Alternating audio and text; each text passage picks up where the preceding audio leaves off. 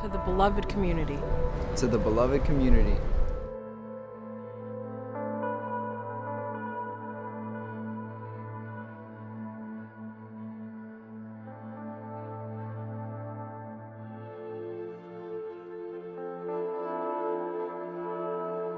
Mizzou students, your tenacity has reminded us all of the power that we hold.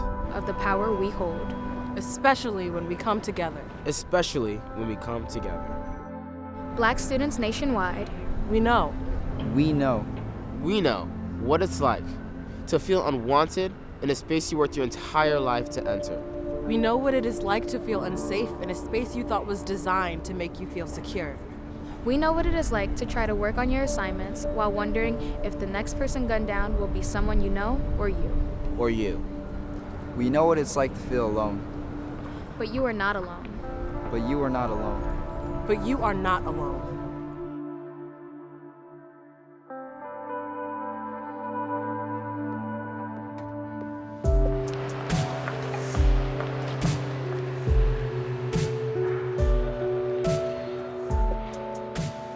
Hi, my name is Wilkin Brutus, and this is Uji Wuji.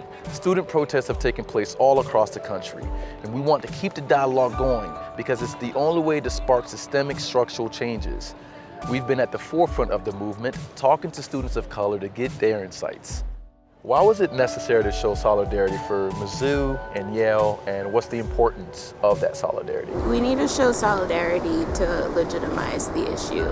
You know, there are others who understand and are completely supportive of that. I think the importance of showing solidarity with Mizzou and Yale on college campuses around the U.S. is simply about showing that we don't live in a post-racial society. I think a lot of people have the misconception that race is no longer an issue, especially for our generation. And so when you see other students speak up for the same kind of microaggressions that you face yourself, it's like, okay, like this is a movement that we can start nationally. So it's very cool to be a part of that. Now, you mentioned microaggressions. What is racial microaggressions? What is that? It's like racist things that people don't know are racist. It's just things that people don't consciously think about as hurtful to others, but can still be internalized and hurtful to the person receiving them. So a good example is if you walk by a white woman and her child and she quickly grabs her pocketbook. That's a microaggression. It's not overt, but we know what that underlying fear stems from. Community organization, social justice, curriculums. Yeah. What type of impact would those have on college campuses? Student organizing would be extremely helpful for students of color or students from other marginalized backgrounds. I think that it would really give them the tools and strategies that they need to hold the administration accountable. And it provides exposure to students who may otherwise have operated in predominantly white spaces. What were some of the solutions that were espoused from that protest? Yeah, so I think that one of the problems was that this is an institution that does lack diversity. One of the solutions was to mandate that the amount of black faculty or faculty of color be increased. We demanded that University City Schools release a statement in solidarity with Mizzou and Yale.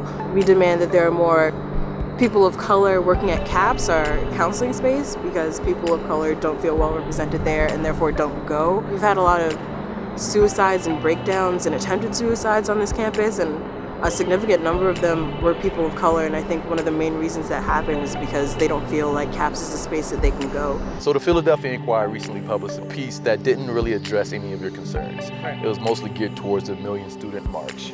What are your thoughts about that article and the way it sort of co-opted your movement in a sense? I'm really happy that the Million Student March got coverage because that is also an important movement, but we also have important things to say, and they're not being covered as adequately as I think they should be. I think the first step for the media to do is to just honestly just care. But the thing about it is that they just want to talk about us. They don't want to talk to us. They just want to make a revenue off of what we're crying out about, which is extremely unethical to me. If you see a group of people that are saying help us, and you're just filming us because you don't want to help us, you just want to make money off of our cry, then that's where that bias occurs. Right. So people understand where we're coming from these protests and that we're just not crying and that we're not making these issues up ourselves.